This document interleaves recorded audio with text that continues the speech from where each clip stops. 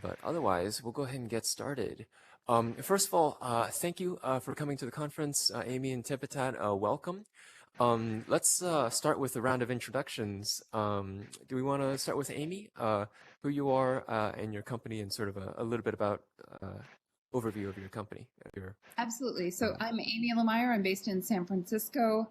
I'm part of one of the two managing partners of WXR Fund, and we invest in early stage VR, AR, and AI companies that have a female founder.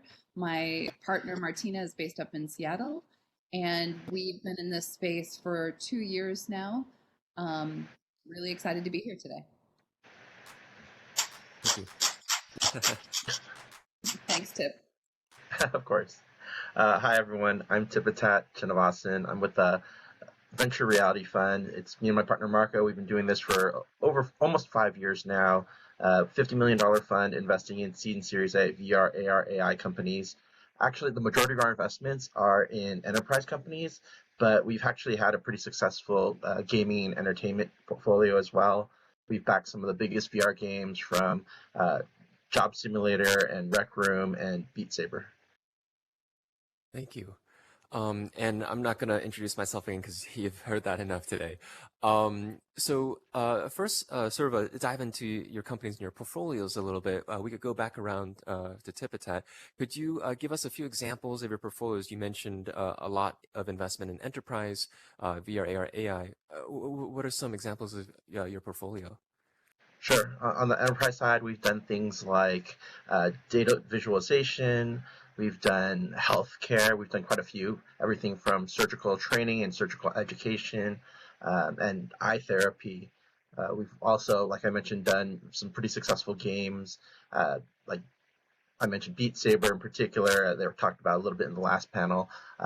We were, I think, the only outside investor in the company before they were, and of course, they were acquired by Facebook, and then our other company, Alchemy Labs, that made Job Simulator, was acquired by Google. It was interesting. I think it was Google and Facebook's first times acquiring game companies. So that was kind of strange and unusual, but interesting to see. Yeah, that's a little bit about some of the investments we've done. Actually, before we move off of that, a quick follow-up. What do you think that means? Facebook and Google's first acquisition of a game company. What does that signify to the market? Well, I think we've kind of seen this in the other bigger gaming, broader gaming sectors as well, where Sony and Microsoft have really had to acquire studios, and that's going to be the difference in as the platforms expand, how they create market dominance, and so the importance of first-party game studios. But I think, especially for XR, it wasn't really just saying, "Hey, I need this game." It's really, I need these great game makers, game thinkers that understand the medium and are willing to push the medium in new ways. So that's kind of how I took it. Yeah, very interesting. You're putting more emphasis on them being the innovators and pushing the brink of the edge of technology rather than just any game developer or game development in general. Yeah. Yeah, like it's very early at this stage, so they don't have like huge player bases. Like typically an acquisition will be because you have a huge audience or a really big IP brand, and most of again, even though it was a huge game in VR, it still wasn't a huge game compared to like Call of Duty. So yeah, I really do think it's about the team and also too about understanding the importance of owning a game as it grows in the ecosystem. Thank you. And Amy, could you give us a few examples of your portfolio and your focuses? Absolutely. So we invest across all industries. Again, the common denominator is that they're using VR, AR, and AI to transform businesses and connect people in new ways. And some of our portfolio is in enterprise training and healthcare. So that's Embodied Labs. They're based down in LA, and they do training for really anyone that's it first was focused on home healthcare providers, but now it's anyone that's interacting with the aging population, including companies like Best Buy. And then also Absurd Joy, we were talking about Alchemy Labs earlier. Absurd Joy, a couple founders or a couple folks from that team founded Absurd Joy, and they did Job Simulator earlier, as we mentioned, and they're building games that encourage interaction and joy. And then we've just recently done an investment that will be announced next week that we're very excited about. in the retail space. Awesome. Awesome. Very excited about that. It's a very good investment. We were investors too. Yeah, we co-invest. Can we high five? Awesome. High five. Absolutely. Except that I'm Oh, on a Amy's Mac. on desktop, but Okay. yeah, feature coming soon. There appears to be a similar thread beyond game development, of course, but healthcare and health appears to be a common thread of investing into health and VR health. Why do you think that is, and why invest in health in the health space? VR, anyone can jump on it. Yeah. Amy, do you want to start? I feel like I don't. Sure. I mean, healthcare is important to all of us. It's rapidly changing across all technologies, not just virtual reality and augmented reality. So, just seeing a lot of growth in that space across the board. Particularly now, some of the more interesting interactions are telehealth, right? I can see even post pandemic, we'll be used to interacting virtually more than we are now. So, why not jump on some sort of a spatial call or a virtual call with your doctor rather than having to go all the way in and expose yourself to whatever germs and things like that. So I definitely think that there'll be continued growth in that field. Makes total sense. Yeah. I think the thing I would add, agreeing with what Amy said, but also thinking about how easy it is to prove value. I think that's one of the hardest things that you have in an early stage startup to say, hey, is this really valuable? Does this really work? And, for us, like especially with a company called Vivid Vision, they do eye therapy. They found out so they cure lazy eye or amblyossis. So if your one eye is weaker than the other, right now the current methodology is to do these like eye exercises. You stare at a piece of paper and it tells you to look left, look right. It's about 40% effective, but only works for juveniles. It doesn't work for adults. So the founder, who actually suffered from this problem, he created a VR training program and tested against himself. And then, of course, once he had success, tested against a larger group. And in their testing, they found out that this was 60% effective, but also cured adults as well as children. So adults that didn't have a treatment form now had an opportunity. So to show that VR can treat the impossible or do these things that, again, were just impractical or hard to do any other way, it was very easy to showcase that kind of value proposition.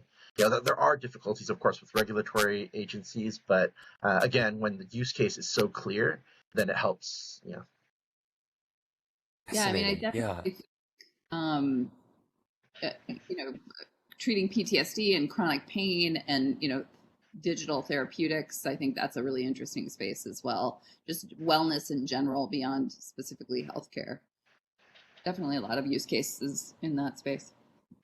And I think it's so important to hear about these because when people think of VR, if they even know VR, they think of games, they think of Beat Saber. But I think that just goes to show there's so many untapped use cases out there, so many problems that you could use VR as a tool to solve.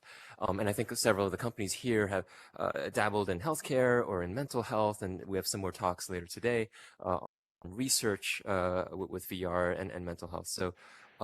Yeah, no, that's super cool. And at this point, since we've gotten a bit of an intro on our panelists, I'd like to make this a little more interactive. If any folks at any point in time have a question, feel free to line up on the side of the stage. I'll be keeping a lookout, and we can ask questions during the fireside chats. You can feel free to come up and line up if you have a question. I'll do one more question. I'll move on to a Q&A question. The next question's for Amy. Given that WXR Fund has one of the core strategies is diversity, is emphasizing the value of diversity.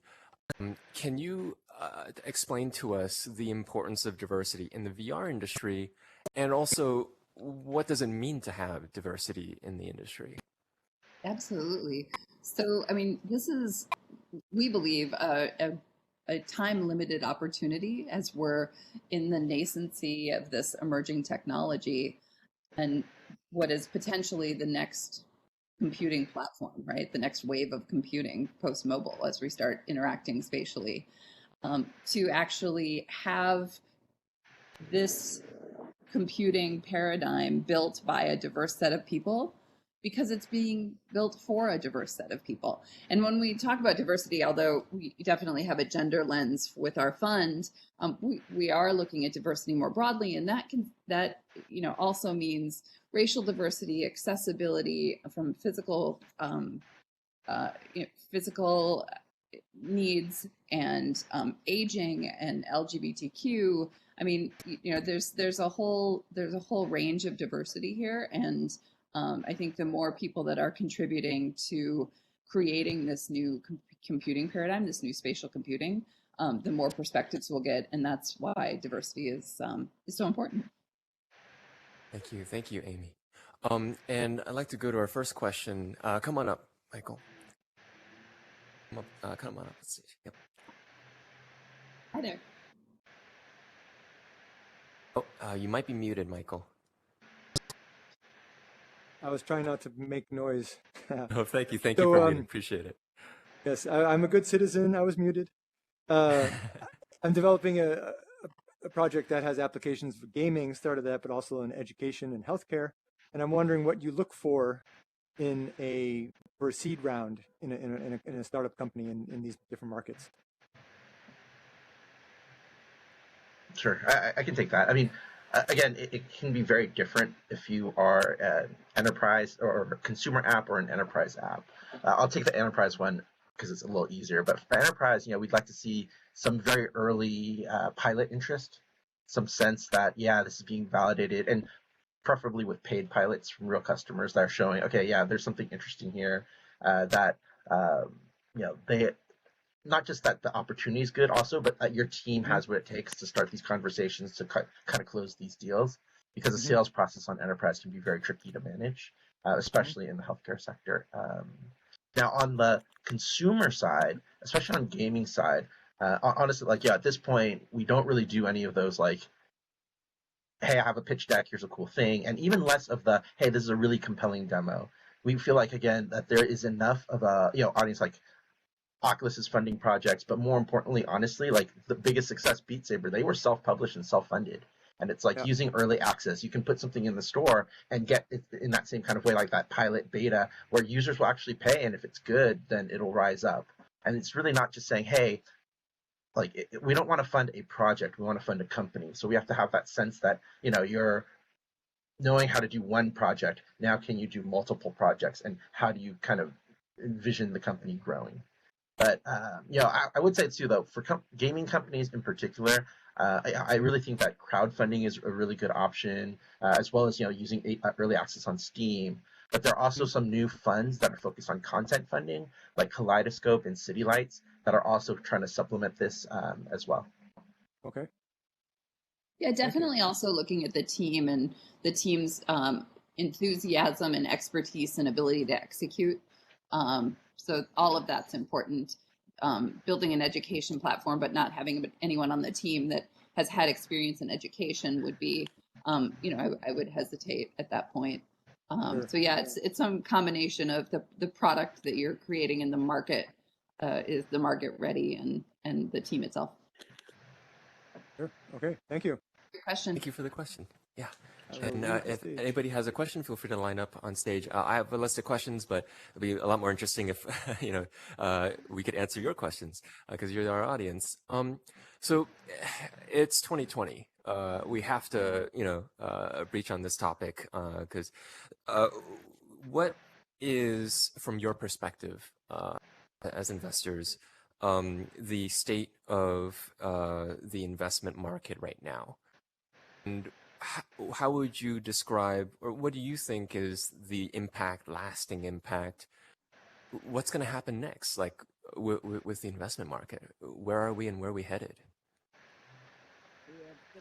So I'll jump in. In the beginning of the shelter in place and early pandemic, there was a slight pause in investment, but I haven't, I feel like as of summer, that's picked back up. There was recently some statistics that were just launched by PitchBook, saying a similar thing, and really no expected decrease in investment as we go forward, and potentially actually an increase. Great companies are, often formed out of this sort of situation. And there's a lot of opportunity out there today, particularly in the XR space, where you're seeing a lot of growth and a lot of interest in all things virtual. Yeah, I agree with what Amy said. I mean, within our portfolio, I think we've seen, 13 of our companies that tried to raise have already raised rounds during this pandemic time. And only a couple of them had started these discussions before the pandemic. Most of them, started during the pandemic. So I think there was a little pause in the first, maybe month, but now we definitely see a lot of deals getting done. But then the other thing I think that's really interesting too, specifically for the VR space, is really the launch of the Quest and the Quest 2, which we're seeing already has a huge impact. Some of the companies that we're talking to, they're seeing anywhere from 3 to 10x sales from before. And so, this represents a huge kind of turning point again for the ecosystem. And so we're going to see, I think, a lot more companies that are kind of rising up, making millions in revenue and able to get more millions in funding. Yeah, I mean, speaking of ecosystem, I think it's a really interesting time for XR because you're seeing a whole bunch of the pieces and a whole bunch of technologies coming together at once, right? With the advent of 5G and the new headsets, the software platforms, open LiDAR, a lot of interesting pieces coming together at once to support the immersive tech. Yeah, and that's a great segue actually to our next topic, which is in this pandemic that's been causing a lot of problems for any business. If you're a business owner, it's had some sort of impact. But we've been hearing some potential benefits. What would you all say is a silver lining, or as Amy mentioned, opportunities that we should be aware of as VR companies? What are the opportunities that you are seeing that people are taking advantage of and that you see in general? Sure, I'll take this one, or at least start it. But I think Amy already mentioned telemedicine. What we're really seeing is it's accelerating trends that were already kind of happening, but happening at a slower pace. So work from home, telemedicine, all of these things definitely were on the radar, but were further out in the horizon that people knew were coming, but didn't know when they would be essential. And then of course, COVID has kind of said, no, we need these things yesterday. We're going to see these things, with both e-commerce. We're going to see these things with, gaming and entertainment, of course, with virtual concerts in particular. It's this idea of, hey, we get to define what the quote unquote new normal is. We're not going back to what was. We're just going towards this future, and we all have this interesting opportunity to build that future. Yeah, it's totally incredible agree. because. Go ahead, Jeremy. Well, I was just going to real quick comment. All these businesses that have been sort of locked down or stopped or paused because of COVID, their business models are no less valid. There's still, the demand is still there, and their business models still work. And VR and doing things virtually is such a great way to do that. And yeah, I think that's a huge opportunity. Amy, you were saying? Yeah, just the word virtual, if people didn't use it before, they certainly are now. And so I think that means that virtual reality isn't as scary as it used to be, right? It's not as far-fetched, it's not as sci-fi for most of the masses, or even for enterprises who were dabbling in it and thought it was interesting. Now some people are finding it essential. So it's definitely helped most of the parts of XR, the XR space. Probably not LBE as much at the moment, but certainly the other parts of acknowledging that there can be something better. Virtual exists; it needs to exist, and we can take it to a more realistic place with virtual reality. One of the things I kind of wanted to add is just looking at the bigger, broader picture, right? Microsoft recently announced that they're going to allow more of their people to work from home permanently, and that's already in addition to several other major companies that have kind of offered that as well. But then you kind of see, okay, well, how does this relate, especially for LBE? Well, you think about theaters, right, and Disneyland, theme parks, right? That's the biggest LBE opportunity potentially, right? Disney just announced that they've restructured the company, and now they're a streaming first company, right? Whereas theme parks used to be their major focus, and theater was their major focus. Now they're going streaming, and that that's going to be the new focus moving forward.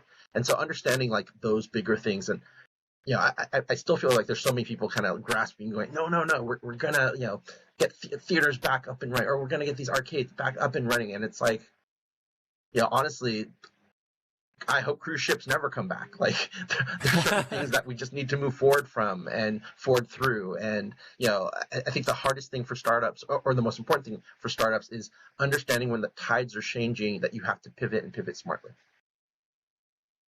Awesome. Thank you for that. Not try to focus too much on doing something that's old, but when the opportunity presents itself, pivot or do something that was old differently in a new way that people didn't really experience before.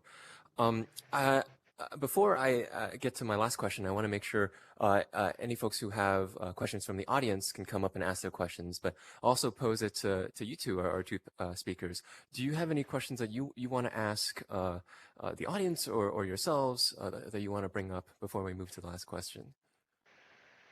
I guess it's hard to get a sense, but like I'm kind of curious, who of you guys are out there are startups? So you could move around if you're on desktop, if you're a part of a startup. I see some hand waves.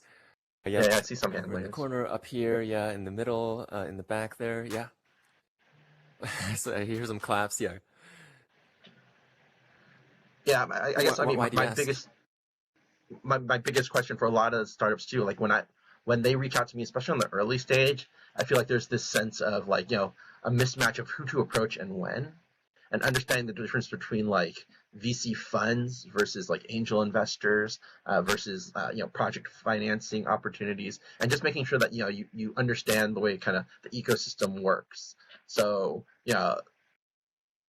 as a fund, we really focus on seed and Series A, which means for us means like 300, like 3 to 500K checks to $1 million check into rounds that like a seed round for us would be like a couple million, and then an A round would be like tens of millions, right? Like that's what we're kind of looking at.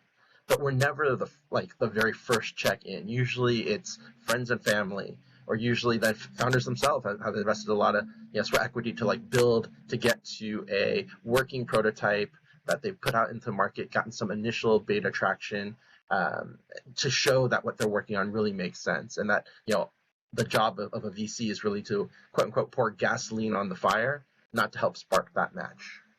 Mm-hmm. And I think that's such an important distinction too, because a lot of startup founders, they may be new and maybe their first startup. Well, how do I get money? How do I start this thing? How do I, pay my employees?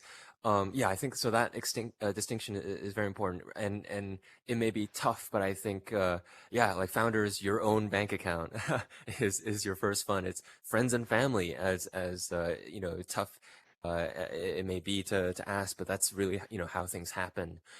And yeah, I think setting that expectation that venture capital firms, yeah, I think is very important. Yeah, I appreciate that. Yeah. Oh, but I did Um, want to add too. I didn't yeah. mention there are like incubator and accelerator programs that do get involved early. Mm. Like WXR has a great kind of incubator mentorship program. There's also things like Boost VC and of course Y Combinator and TechStars. I think that was mentioned on the last panel.